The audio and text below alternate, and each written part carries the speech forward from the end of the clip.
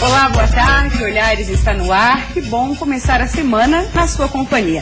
Hoje o programa está cheio de coisas boas para você, como sempre. Vamos bater um papo sobre doenças respiratórias e saber como prevenir e evitar o contágio. E falando em doença, com essa mudança de temperatura, muita gente recorre à automedicação para curar gripes e resfriados. Vamos descobrir os perigos de comprar aquele remedinho na farmácia sem indicação médica. É isso mesmo, um caminho transformador. A gente vai conversar com Beto Colombo, escritor e filósofo, gente, que percorreu 3 vezes o caminho de Santiago de Compostela e está lançando um livro sobre o assunto. Bacana, bastante história para contar. Vamos falar sobre férias. Também pode ser uma oportunidade para você que quer aprimorar conhecimentos através de cursos do Senac. Tem cursos, Karina, que duram uma semana só. Olha só, momento bom para se aperfeiçoar, né? E nós vamos saber também mais sobre a campanha desenvolvida pela Fundação ProRim de Joinville para a compra de novas máquinas de hemodiálise. O atendimento oferecido pela Fundação ProRim tem um dos melhores resultados do país. O índice de mortalidade no tratamento de hemodiálise é bem menor do que a média nacional.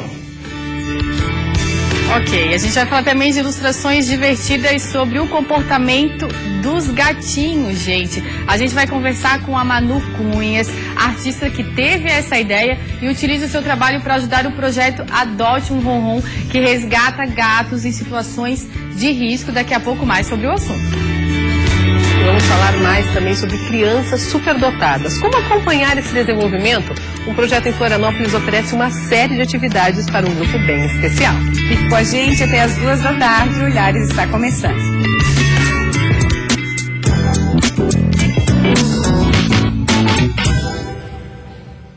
E a gente começa o programa de hoje falando do caso do menino de 6 anos que foi morto em Joinville, vítima de bala perdida. Em uma operação da Polícia Militar, um homem foi preso, outro morreu e um menor foi apreendido. E esse adolescente apreendido confessou durante o depoimento que os 3 estavam envolvidos no tiroteio que acabou com 2 mortes no dia 24 de junho, entre elas a de Matheus, de apenas 6 anos.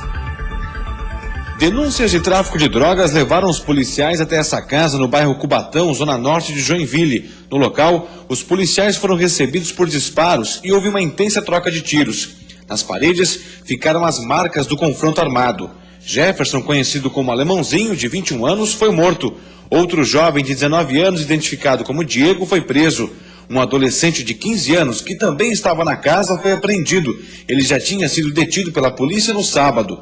O menor prestou depoimento que foi assinado pela mãe e confessou que os 3 estavam no sandeiro envolvido no tiroteio que acabou com a morte de Wagner Rodrigues Nunes, de 19 anos, o Pepe.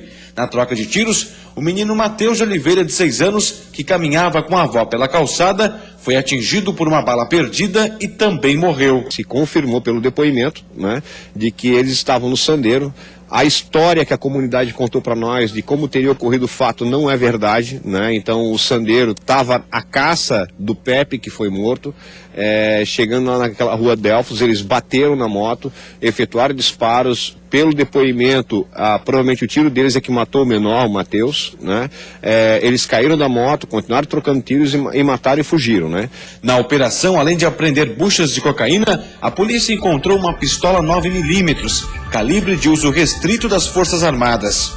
De acordo com o Serviço de Inteligência da Polícia Militar, a pistola recuperada foi comprada na Argentina. A suspeita é que essa arma foi utilizada em boa parte dos crimes de homicídio que aconteceram na Zona Norte, mais especificamente no bairro Jardim Paraíso, que é o que registra o maior número de assassinatos em Joinville nesse ano. São fortes os indícios também de que partiu dessa pistola o disparo que matou o menino Matheus.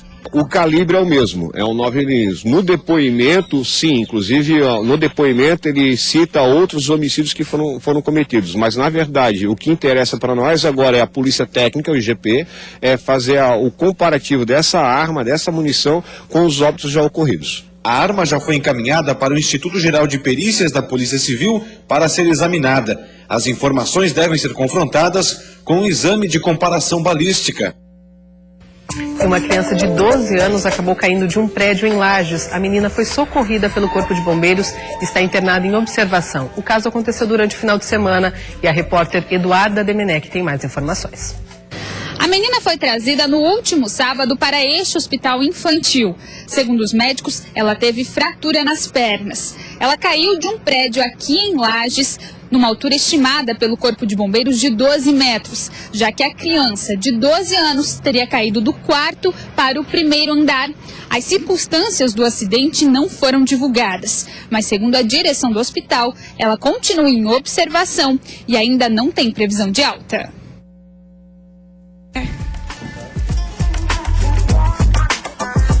Vamos lá, vamos dar continuidade ao tema doenças respiratórias. Dr. Alberto é presidente da Associação Catarinense de Pneumologia e Tisiologia. Dr. Alberto, seja bem-vindo ao programa Olhares. Quando a gente fala tisiologia, o que tem? O que é? A palavra tisiologia se refere a tuberculose. O microfone, por favor. Se refere a tuberculose. Ah, tá. Quando a gente fala em doenças respiratórias muito comuns nessa época do ano, quais as mais comuns? Bom, as doenças mais comuns nessa época do ano, naturalmente, são as gripes e os resfriados, que são doenças importantes pela sua frequência, mas não tão significativas pelas suas consequências.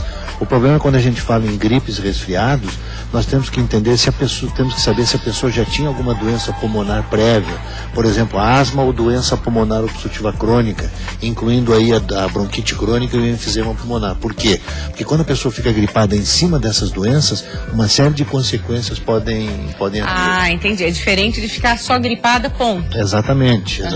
Então a gripe por si só, na grande maioria das vezes, não traz grandes complicações. Mas se a pessoa já tem alguma doença prévia, isso pode levar a complicações sérias. Doenças, inclusive, que podem não ter sintomas, em princípio? Bom, na grande maioria das vezes, as doenças mais comuns, diria, crônica do aparelho respiratório são a asma brônquica e a doença pulmonar obstrutiva crônica. Por exemplo, na asma brônquica, nas duas doenças, tanto na asma quanto na DPOC, que a gente chama de doença pulmonar obstrutiva crônica, existe uma obstrução dos brônquios. Tá, só o senhor trouxe um aqui, pessoas deixa eu terem uma mostrar ideia. pro Mu aqui. Esse aí é um bronco normal. Esse você está segurando na mão direita é um bronco normal. Se você puder colocar ele assim na longitudinalmente, que a câmera pode, aí a gente vê, esse é o diâmetro de um bronco normal. Agora vejam bem, um bronco de uma pessoa que tem, por exemplo, asma ou doença pulmonar obstrutiva crônica, é um bronco que vocês vejam que ele é estreitado, porque a musculatura, comparando os dois, a musculatura da parede brônquica, ela se contrai e determina um fechamento da parede do brônquio. De maneiras, então, que aí a pessoa começa a ter os sintomas ou da asma ou da DPOC. Quais sintomas seriam esses? Basicamente, a doença começa na asma, por exemplo, a doença predomina com tosse. À medida que o tempo vai passando, dá um chiado no peito e a pessoa começa a ter falta de ar. Já na doença pulmonar obstrutiva crônica, que é a bronquite, o enfisema, essa é uma doença relacionada principalmente com o uso do cigarro.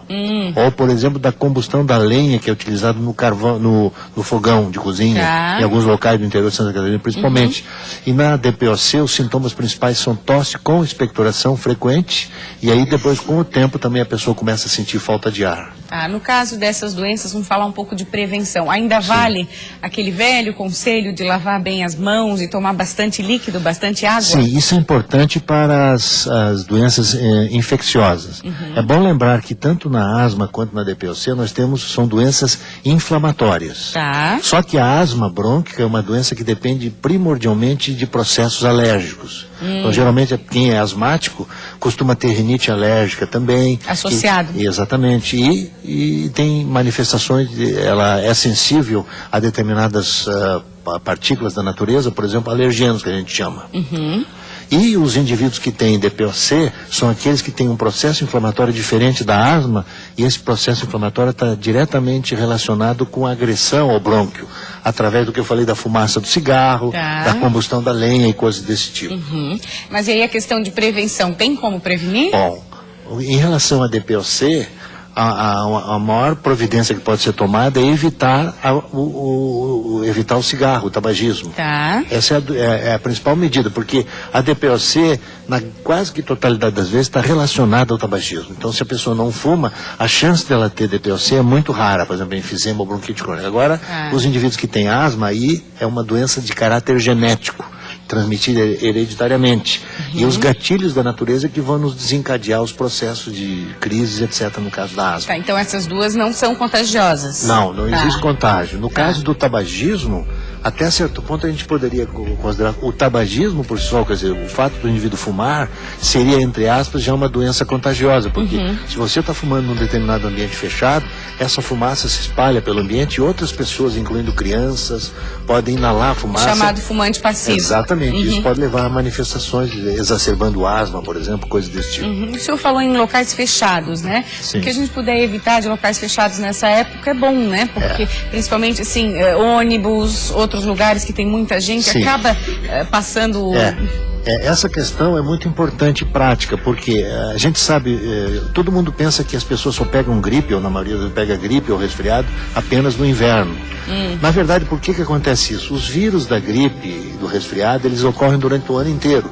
Só que durante o inverno nós permanecemos mais tempo em ambientes fechados. Isso possibilita mais facilmente a transmissão dessas doenças Aí a infecciosas. sensação é que ocorre mais. Exatamente. Então, ao contrário do que as pessoas pensam, o ideal é que o ambiente fique o mais aberto possível para que haja uma renovação do ar e que assim diminua a chance do contágio entre uma pessoa e outra. Arejado. E tem dias de sol lindos que dá para abrir as janelas, deixar arejado. E outra coisa interessante é que hoje nós dispomos de vacinas muito eficientes, tanto para a gripe quanto para as pneumonias, principalmente a pneumonia pneumocócica. E a pessoa se vacinando, pelo menos ela evita as complicações dessas doenças que muitas vezes são inevitáveis. O pessoal da terceira idade acaba mais suscetível a esses tipos de doença? Em relação às infecções, as complicações são muito mais frequentes nas pessoas que têm acima de 60, 65 anos de idade.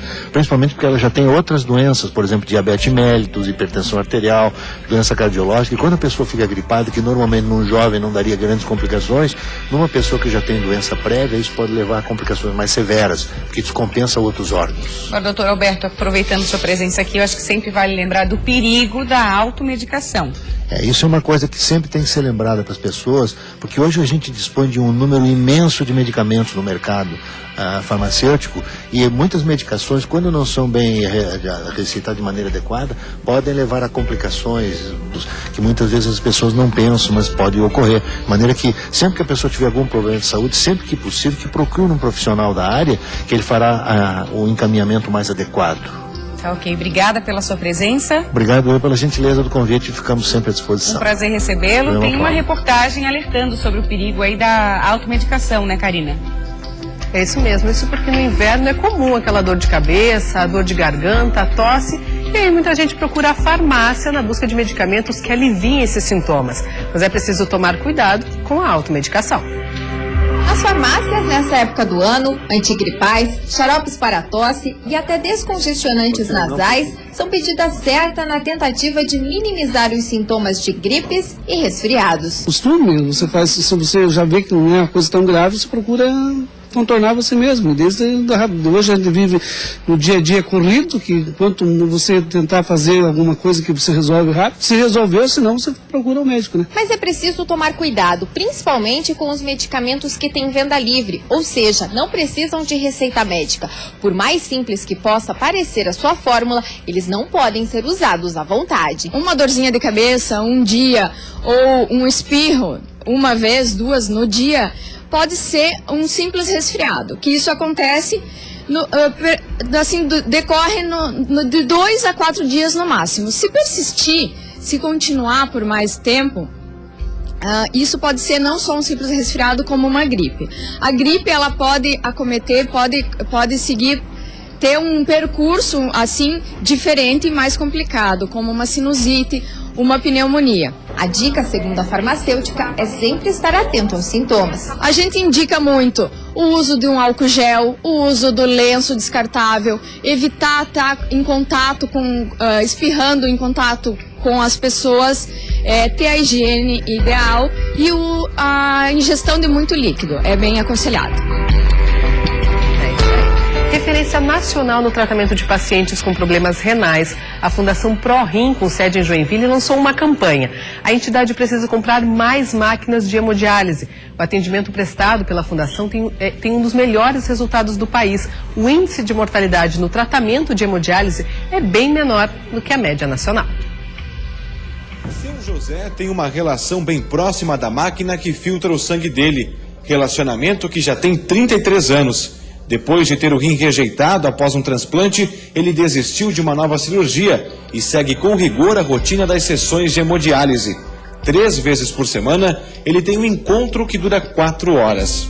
Então eu tenho uma família, né, que para mim é tudo, só que a máquina, para mim viver com essa família, para mim ser feliz com essa família, com a minha família, eu preciso dessa máquina. Consciente e cuidadoso com a saúde, seu José faz o tratamento em uma das 2 unidades da Fundação ProRim que existem em Joinville e que são referência no Brasil. O atendimento oferecido pela Fundação ProRim tem um dos melhores resultados do país. O índice de mortalidade no tratamento de hemodiálise é bem menor do que a média nacional.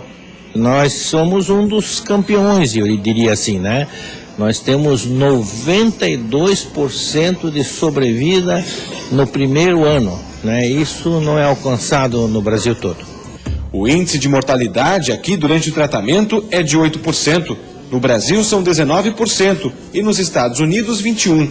Os bons resultados fazem com que muitos pacientes que sofrem com insuficiência renal venham para Santa Catarina. É o caso de Dona Urumi, que saiu da capital do Tocantins e chegou em Joinville no começo do ano, depois que entrou na lista de transplantes. Enquanto aguarda um doador compatível, ela segue aqui com as sessões que já fazem parte da rotina há 11 anos. Tudo que você come vai virar toxina, né? Já é diferente de quem tem o rim normal, que está lá filtrando 24 horas. Nós só temos essas 4 horas, dia sim, dia não. Se pudéssemos dialisar mais vezes, era melhor ainda.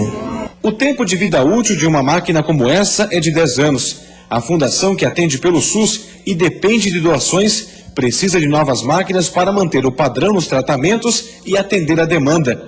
Uma campanha foi lançada na internet para a compra de uma nova máquina com tecnologia alemã, como essa, que custa cerca de R$60 mil. Nós estamos fazendo para uma máquina, mas o crescimento vegetativo da nossa unidade, que necessita de máquinas diárias para pacientes, inclusive que vêm de fora de Joinville, é muito maior. E nós estamos aí lutando com campanhas e correndo atrás, financiamentos, etc., para manter esse crescimento vegetativo que é muito alto. Para contribuir, basta acessar o site www.quicante.com.br/ProRim. Em 16 dias, a campanha arrecadou 12% da meta. O valor mínimo da doação é de R$10 e pode ser feito via cartão de crédito ou boleto bancário. Bacana. Agora a gente vai falar de ilustrações divertidas sobre o comportamento dos gatos. Eu tô aqui com a Manu Cunhas, ela que vai lançar um livro com as suas ilustrações, mas que tem um fundo aí social super bacana. Tudo bom, Manu? Como é que vai? Microfone, Manu. Oi, tudo bem?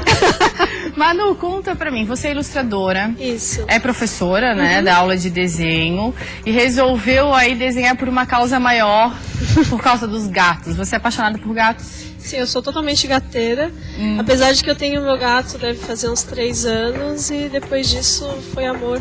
A primeira vez. Eu também tenho 2 anos e meio e a gente se apaixona, não tem jeito, né? Eles são uns amores. Eu vou pedir já pra botar na tela. Eu tenho uma aqui na minha mão, deixa eu mostrar essa aqui primeiro, que é um amor. Tá escrito assim, ó, está saindo, vou deixar um pouco de mim com você pra não ficares com saudades. Essa aqui eu acho que realmente, assim, mostra o carinho que o bichinho sente, né, pelo seu dono. Quando a gente sai, eles ficam tão apavorados, né, Manu? Não, eu tô cheia de pelo de gato aqui, não é só da saída de casa. É verdade. E conta pra mim, então, como é que surgiu essa ideia? Você faz ilustrações do comportamento dos gatinhos, é isso? Isso. Basicamente são tirinhas mostrando a vida deles e da perspectiva deles. Sim. Então aquelas situações engraçadas que a gente passa em casa, eles vão estar falando como é que eles estão pensando enquanto estão fazendo aquela ação, né? Sim. Então as tirinhas são postadas semanalmente, já faz 2 anos, na página do Facebook do Projeto Adote um Ronron, né? Tá, o Projeto Adote um Ronron a gente já trouxe aqui no programa Olhares. Conta um pouquinho o que é esse projeto pra gente. Então, é um projeto que resgata e cuida de gatinhos de rua. Então eles pegam os animais já em condições precárias, tratam, deixam bem saudáveis e depois entregam para doações bem responsáveis. Né? Elas são super responsáveis. Sim. Elas têm uma página no Facebook que é o Projeto Adote um Ronron. Então lá você posta semanalmente essas ilustrações. Exatamente. Quantas ilustrações mais ou menos você tem?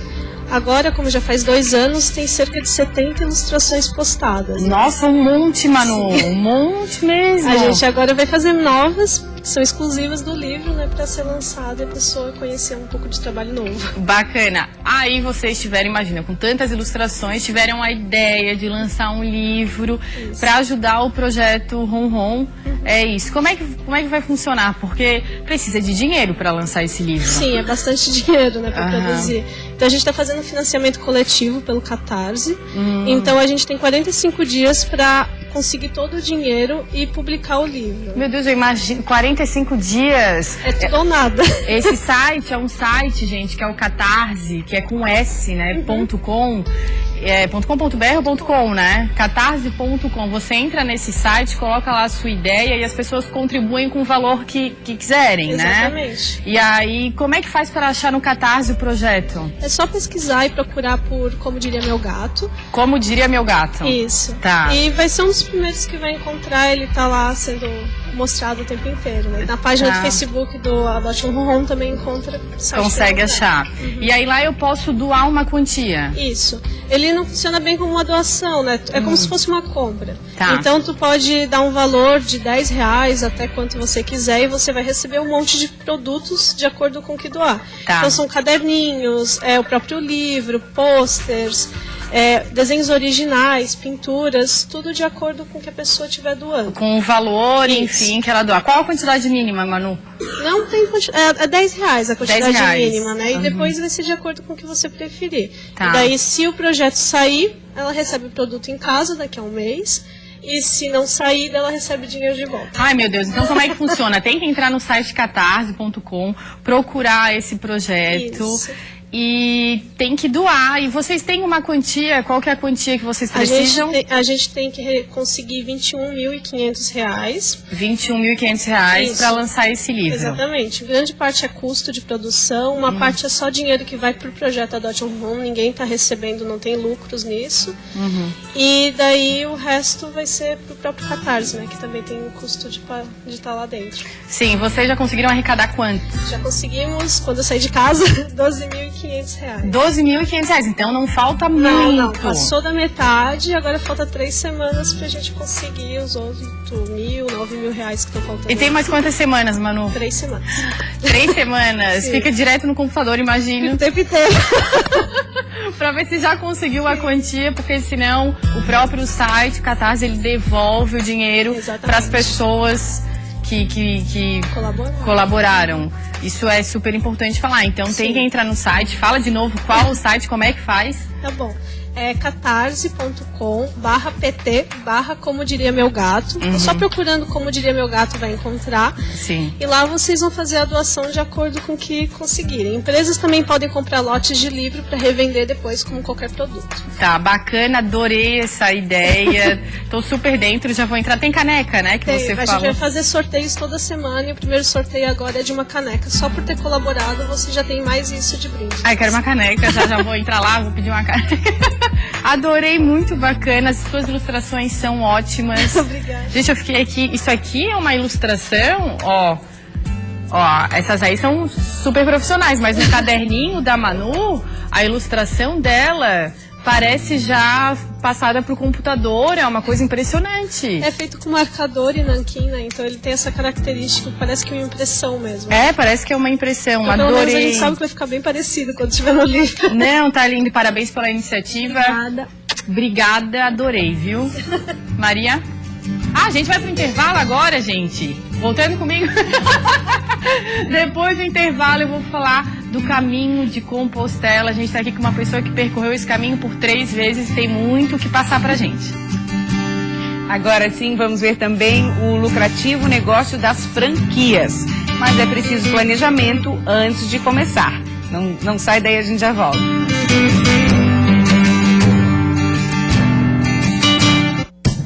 Olhares. Oferecimento. Estamos de volta ao vivo para todo o estado, agora 1h33 e vamos falar sobre franquias. Elas caíram no gosto de muitos empreendedores, independente do ramo de atuação, elas têm se espalhado pelo país. O negócio tende a ser mesmo lucrativo, mas também requer planejamento e análise de mercado. Um produto muito consumido e que ganha ainda mais força de venda em datas comemorativas. Foi pensando nisso que, ao abrir seu próprio negócio, Salete resolveu virar franqueada de uma grande rede de chocolates. Hoje já são 7 anos no mercado. Você, tendo um negócio, você tem que estar presente. Você tem que estar lado a lado, junto com a franqueadora, e fazendo com que o negócio na limpeza, na organização da loja, tá também dentro do mercado, assim, sabendo todas as informações. E é visando bons negócios que cada vez mais brasileiros apostam nas franquias. Nos últimos 10 anos, esse tipo de empreendimento cresceu 127%. E só em 2014 movimentou mais de 100 bilhões de reais. A maioria das franquias oferece boa estrutura, treinamento e uma gama de clientes que já conhece a marca.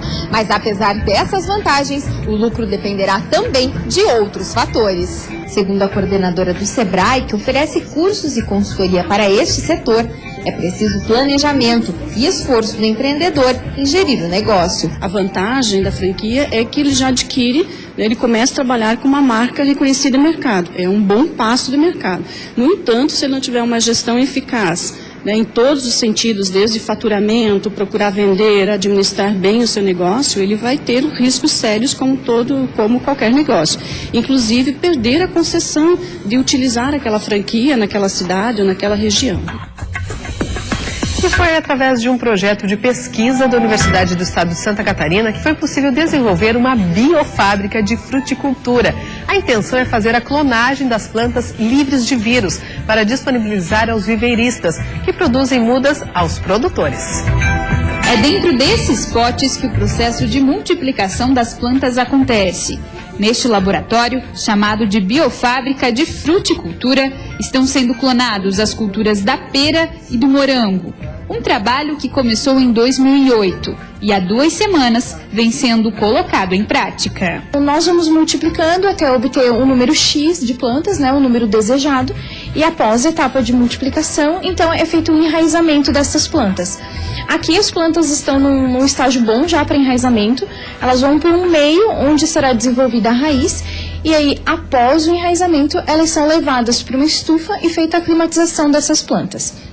A climatização demora, em média, umas 2 semanas, e aí a planta já vai estar pronta para ser comercializada, para ser distribuída. De uma planta como esta, pode-se multiplicar até 200 plantas. Segundo este professor, o laboratório foi criado pela necessidade de disponibilizar aos viveiristas plantas saudáveis para produzir as mudas. Nós estávamos com um projeto de multiplicação, de introdução de variedades de morango da Itália, e deparamos com um problema de onde encontrar plantas livres de vírus para fornecer ao produtor de mudas, ao nosso viveirista. Com isso, tivemos a necessidade de criar uma estrutura dessa com pouco dinheiro, baixo investimento e de forma rápida. Livre de vírus, plantas como essas trazem mais benefícios, tanto para o viveirista quanto para o produtor. Essa planta é disponibilizada ao viveirista, esse viveirista vai multiplicar ela, tendo a garantia que ele recebe uma planta livre de vírus e que essa planta vai ser muito mais produtiva no campo, muito mais eficiente e reduzindo os custos de produção para o produtor. Todo o processo de clonagem acontece na UDESC em Lages e é desenvolvido pelos acadêmicos. O recurso arrecadado com a venda das plantas matrizes será revertido em projetos de pesquisa.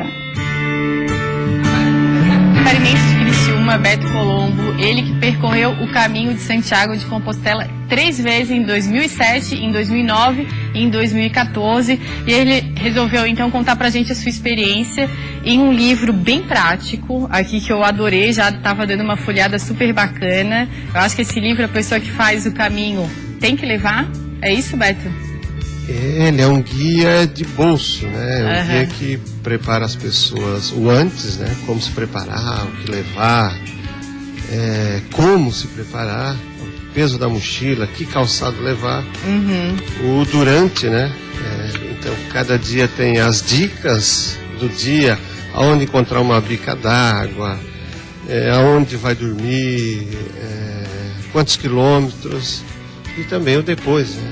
Fazer com todo aquele acervo existencial que a gente adquire durante o caminho. Toda a experiência. Você percorreu o caminho por 3 vezes e o caminho de Santiago de Compostela é título de curiosidade para o mundo inteiro, né? Paulo Coelho já escreveu um livro também sobre o caminho. Você fez esse livro que é considerado o livro, você estava me contando agora, mais complexo, que é outro livro já, gente. Esse livro, ele tem 3 olhares, né? O primeiro tem 240 fotografias, todas coloridas, e tem um rodapé explicando cada fotografia. Depois tem o dia a dia do caminho, passo a passo feito no caminho, contado pelo colega Manuel Mendes. E naquele dia tem a lição filosófica sobre aquele dia. Ele nasceu de um programa que nós fazemos um programa ao vivo de Compostela para a Rádio de Criciúma, e acabamos então registrando num livro essa experiência. Esse livro ele foi premiado? É um livro que foi premiado no Encontro Nacional dos Peregrinos do Caminho de Santiago, e também na Galícia. É um livro muito completo, ele tem bonitas fotografias. Bacana. Beto, você que já percorreu esse caminho por 3 vezes, por que as pessoas procuram tanto ir para lá? O que tem de tão especial, né, nessa peregrinação que ela tem há quantos séculos já? Ela foi descoberta há 11 séculos, se eu não me engano. Eu estava dando uma lida na Espanha. O que tem de tão especial lá? Então, esse caminho, antes de Santiago percorrer esse caminho, o caminho de Santiago, porque Santiago, o apóstolo, né, ele percorreu todo esse caminho pregando o cristianismo. Mas antes disso, os romanos passaram por ali. Júlio César passou por ali. São Francisco, Francisco de Assis se converteu nesse caminho, né? Muitas personalidades passaram por esse caminho, então existe uma energia muito grande nesse caminho. E é uma energia nesse caminho realmente de transformação. As pessoas, você como filósofo, como escritor, você acompanha inclusive pessoas e faz terapia, né? Que você estava me contando nesse caminho. As pessoas, elas saem transformadas? Olha, algumas pessoas vão para o caminho como turista, mas dificilmente não saem como peregrino do caminho. Por mais que algumas pessoas vão para fazer turismo, vão por outras finalidades, dificilmente o caminho não transforma essas pessoas, às vezes medularmente, né? Imaginem vocês, vocês que estão me ouvindo, qual foi o dia nessa existência que nós tiramos 30 dias para fazer um caminho interno, um caminho para dentro, um caminho que sai da mente, que vai para o coração, um caminho sensorial, um caminho que também é abstrato, que vai para os pensamentos. Muitas pessoas nesse caminho acabam descobrindo não ser eles uma boa companhia para eles mesmos. E lidar com isso, né? Lidar com isso. Muita gente, quando chega nesse momento, acabam vindo embora, quero ir embora, porque lá vai para a televisão, vai para os amigos, ou seja, acaba fugindo de si mesmo, de si mesmo. E no caminho não, tu não consegue escapar de si mesmo, né? Então o caminho é transformador para algumas pessoas por isso. Há sim aqueles que vão para turismo, como falei antes, aqueles que vão por motivos religiosos, aqueles que vão por desafios físicos, mas a maioria deles vão por questões existenciais. E aí o caminho faz uma grande diferença. Você percorreu esse caminho 3 vezes. As 3 vezes foram transformadoras de formas diferentes para você? A primeira vez eu fui com um colega, Manuel, que nós fizemos o livro. Foi um caminho muito difícil para mim, né? A primeira vez é muito difícil, Beto? A primeira vez me saiu muitas bolhas, eu não estava preparado como devia me preparar. Eu fui fazer um caminho que naquele momento eu queria deixar de ser empresário, eu queria trilhar outros caminhos, existenciais. E o caminho me judiou bastante, assim. Foram 15 dias de sofrimento, de bolhas, de dores. E nesse livro que você fez aqui, o Passo a Passo, que é esse pequenininho, é bacana porque você, de toda essa experiência que você teve, você acaba que facilita para as pessoas, então, né? Você quer ver, uma dica simplesinha. A primeira vez que eu fui, que me deu bolhas e tal, por que está me saindo tanta bolha? Primeiro, a mochila estava muito pesada. Segundo, a bota que eu fui era do tamanho do meu pé. A bota, por exemplo, tem que ser uma bota de trek, tem que ser 2 números maiores. Olha. Porque quando vamos descer, por exemplo, no morro, no Monte Pirineus, o pé acaba indo para frente. Se for do mesmo tamanho, bate na frente, 2 dias depois a gente começa a perder as unhas. Nossa. Ou da bolha na ponta dos pés. Então, esse livro é cheio dessas dicasinhas, o que levar, sempre levar menos, né? Nunca levar mais. Imagina, porque você vai com a mochila nas costas, passa cerca de 30 dias caminhando todos os dias, tem que ter uma preparação. Para finalizar, você vai lançar um outro livro, é isso, no dia 8 de julho? Esse livro aqui nós lançamos em 2007, Sim. o grande. Esse aqui que nós estamos lançando. Esse aqui. E onde a gente encontra ele para comprar, depois de lançado, Beto? Praticamente em todas as livrarias do Brasil, é pela Editora Insular, e também tem no e-books, eletrônico, quem quiser comprar eletrônico. Compra pela internet, você vai lançar ele no dia 8 de julho, aonde vai ser e que horas? Vai ser na frente, no Beira-Mar Shopping, no térreo, no Café Branco Pinheiro, na frente do Capitão Malagueta, que é uma loja especializada em caminho de Santiago. Sim, Beto, um prazer te conhecer. Prazer pra todo Muito mundo. obrigada, que você volte para contar mais experiências pra gente. Muito bacana mesmo, adorei. Legal, Deu vontade de obrigado. fazer. Que bom. Eu imagino que o pessoal de casa também. Legal, um bom Obrigada. caminho a todos aí. Obrigada. Meninas, vocês ficaram com vontade de fazer? É um caminho transformador, né? Olha, no mínimo curioso, e nada melhor do que ir com um guia de quem já passou por isso, de quem entende, né? Quem já guia tem dá mais experiência, segurança. é verdade. E olha só, no próximo bloco nós vamos ver uma reportagem bem bacana sobre crianças e jovens superdotados. Como suprir a necessidade de conhecimento, como acompanhar esse ritmo acima do normal. Vamos conhecer um projeto aqui na capital que oferece uma série de atividades desse grupo especial. E um bate-papo sobre cursos nas férias. Tem opções com 1 semana de duração. Pode ser um bom momento para aprimorar os conhecimentos, garantir uma renda extra, por que não? Com certeza. A gente já volta.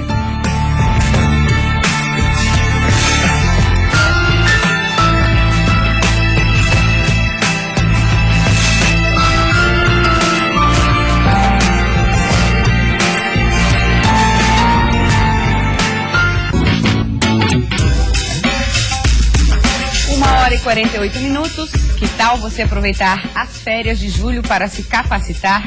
O Senac Santa Catarina está com inscrições abertas para cursos de curta duração que tem tudo aí a ver com o período das férias de julho. Quem vai falar mais pra gente é a Maria Angélica. Seja muito bem-vinda a Olhares, tudo bem? Tudo bem, muito obrigada. Começo perguntando para você uma pesquisa interessante do IBGE que mostrou que Santa Catarina tem o maior percentual de pessoas fora do mercado de trabalho por opção. Que análise fazer dessa situação? Essa análise foi feita e as razões demonstradas são que ou as pessoas estão muito jovens para entrar no mercado de trabalho, ou então já se sentem muito velhas para o mercado de trabalho. Talvez isso em função de Santa Catarina ser uma opção. Hoje, como aos 60 anos, as pessoas estão se aposentando, mas com toda a energia, com toda a capacidade. Como consequência, sobram vagas no mercado de trabalho. Sobram vagas porque falta qualificação.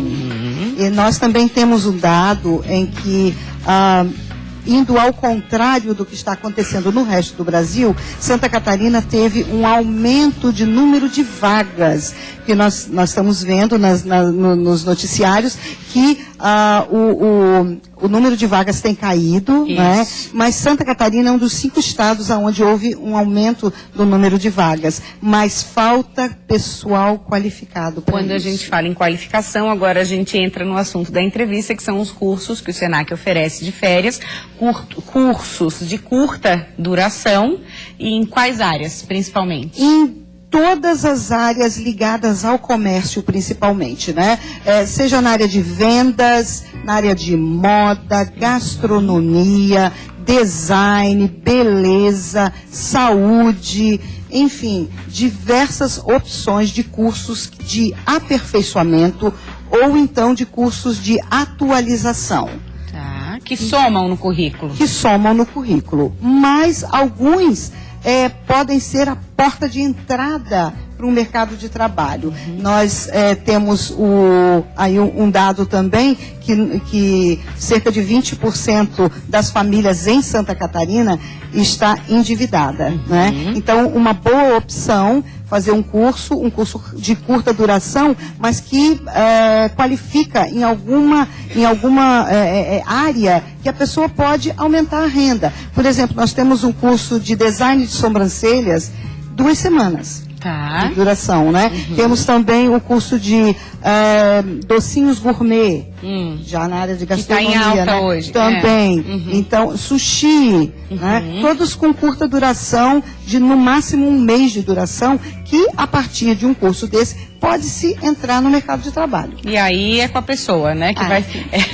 O negócio é entrar, porque como você falou assim, falta qualificação. Precisa de alguma coisa que dê essa base, um curso, alguma coisa que possa ser apresentada, né? Sim, e uma atualização também, não é? Hoje a gente precisa sempre estar atualizando, porque existem novas técnicas, novas metodologias, novas formas de aplicar novos produtos e tudo mais, e a gente tem que se preocupar com a formação continuada. Telespectadores já estão telefonando, perguntando a questão do preço, qual o custo dos cursos? Aí os custos vão depender de qual tipo de curso, qual a duração, se tem insumos, por exemplo, um curso de gastronomia, a gente vai cozinhar, então tem mais insumos do que, por exemplo, um curso de oratória. Né?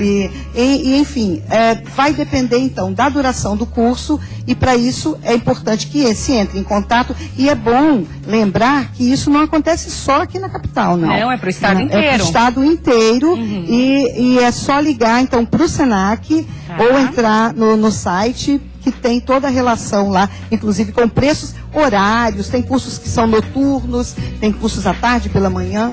Tem cursos, inclusive, que só acontecem em fins de semana, tipo 4 sábados consecutivos. Está muito democrático isso. Sempre tem um caso que se encaixa na necessidade de quem quer fazer, né? Essa é a ideia. Que legal. Então tem o site para você saber mais detalhes. Maria Angélica, quero agradecer muito a tua presença aqui. Eu que agradeço. Muito obrigada, sucesso e até a próxima. Até a próxima. Karina?